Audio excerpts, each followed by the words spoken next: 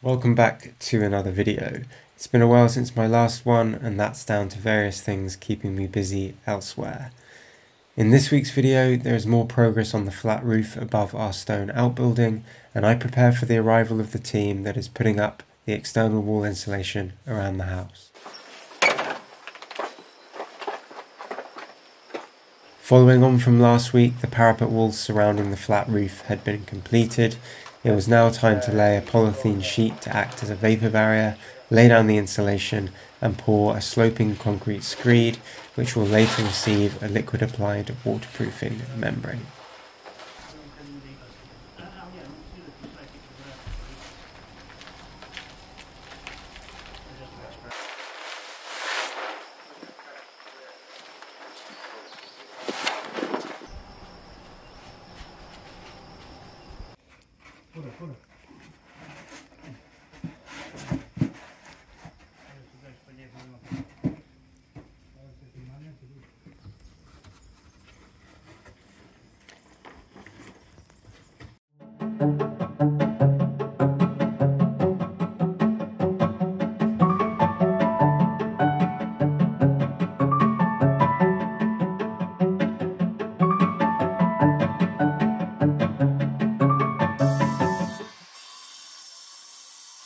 Previously there was an old chimney on the flat roof.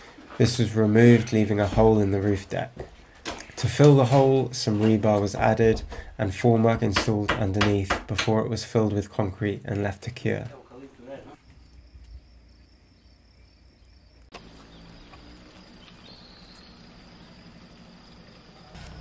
To make up the sloping screed on top of the flat roof, my plan was to create what is known as a lightweight concrete deck. This uses expanded clay balls as an aggregate within the screed mix itself. These clay balls help to reduce the amount of material needed, making the overall roof lighter. Another benefit of the expanded clay is that it has some insulative properties, although at this thickness it's fairly insignificant. I'm not sure if the guys working on the roof had used this before, so they put together a test piece and left it to cure overnight.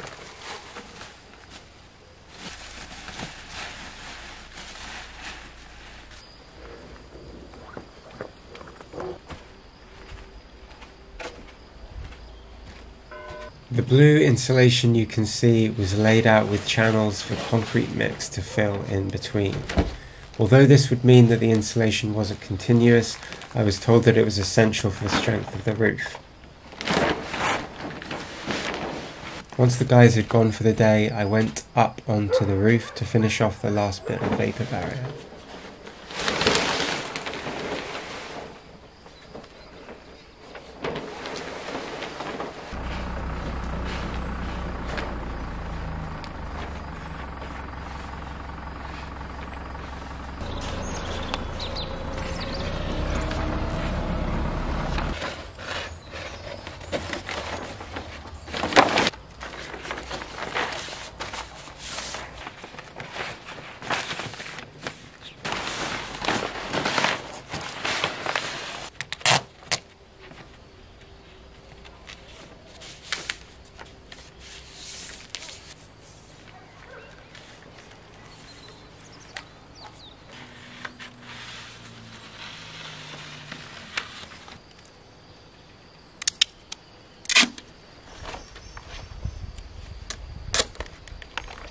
I also went up after sunset to mark a continuous level around the parapet wall.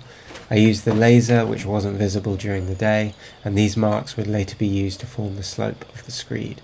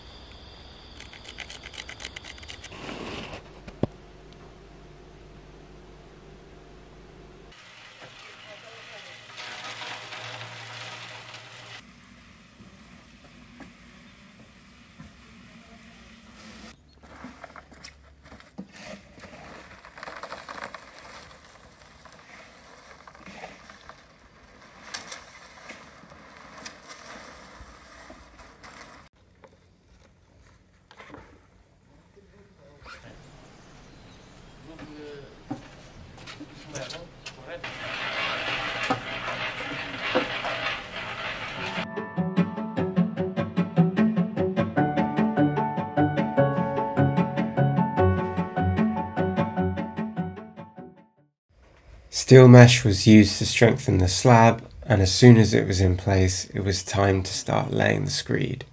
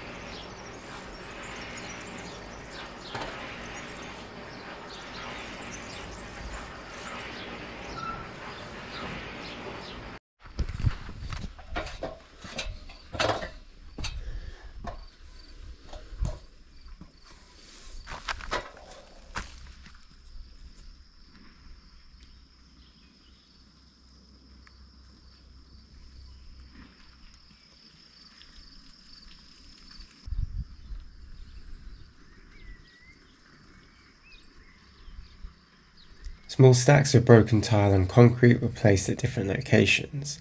The height of the stacks would change from one side to the other, which would give you the slope needed. The space between the stacks would then be filled with concrete.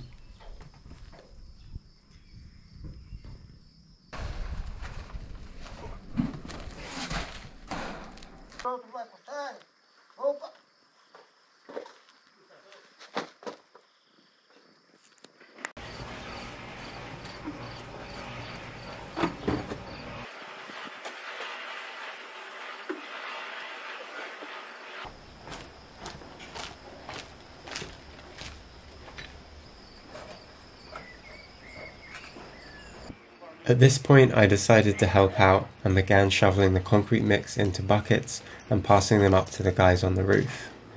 Hopefully I made things move more quickly, as the guy on the ground could then focus on making each mix while I moved it onto the roof.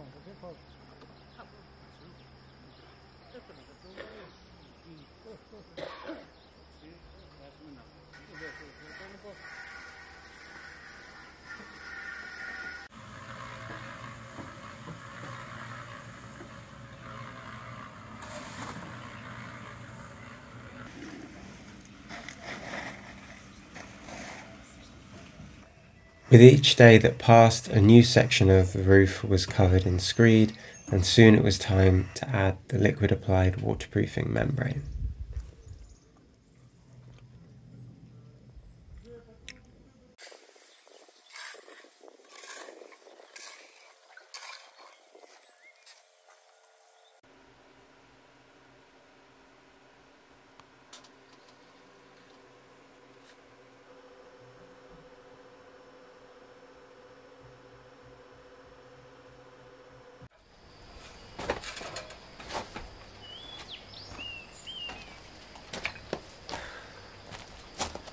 It's the end of the week. It's been a very hot day today, and today they were finishing the screed and putting down the first layer of the waterproofing element. Because it was so hot, the waterproofing finish was drying out too quickly, so they're having problems making it smooth. So they added a bit more water to the mix, and that sort of helped. We are expecting maybe some rain at the start of the week, or maybe during the weekend.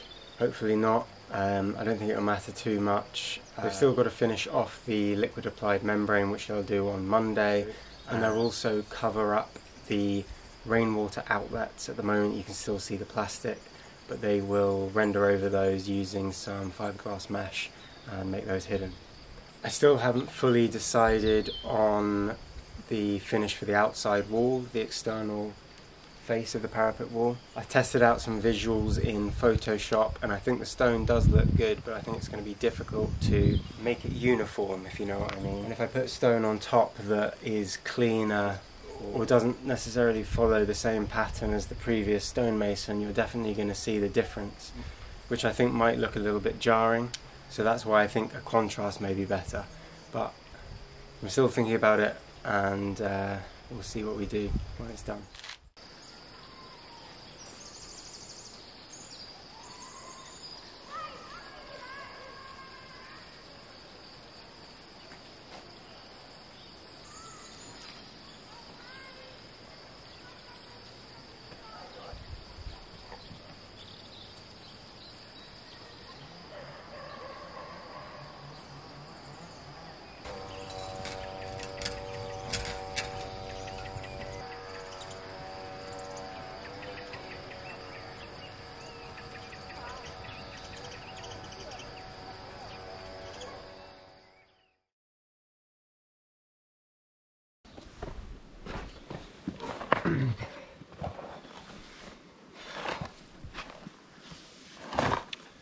So I'm up here on the flat roof.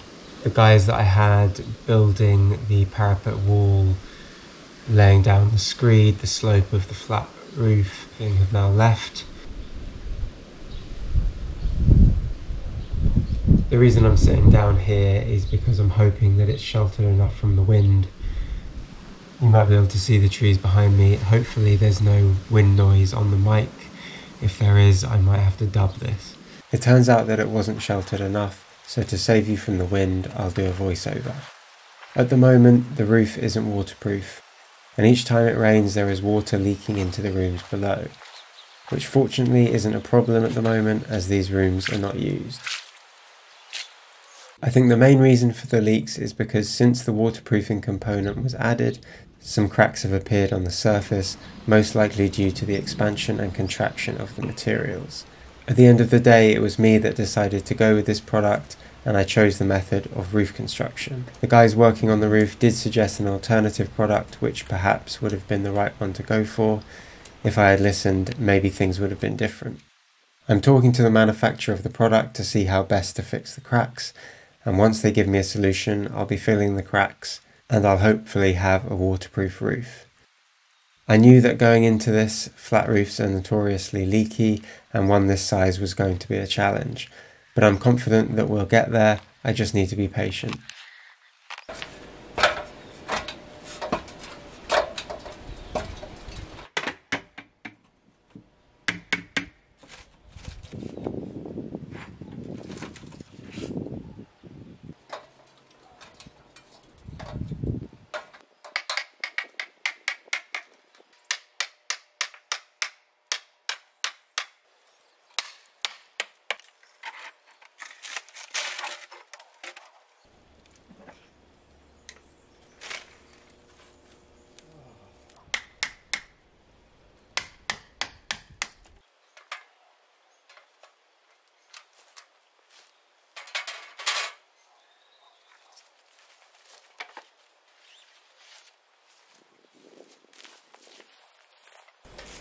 So I just removed the insulation boards that we put up, and that is ahead of the guys that are going to come and install the rest of the insulation, or start it properly.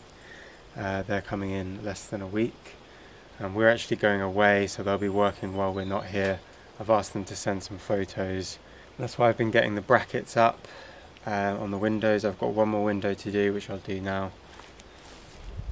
And then I'm going to move some of the rubble bags that I've just left around the side of the house and try and tidy things up, maybe mow the grass a bit, just so they have easier access when they're moving the scaffolding around and they're not dealing with an overgrown mess, which most of the garden behind the camera looks like at the moment.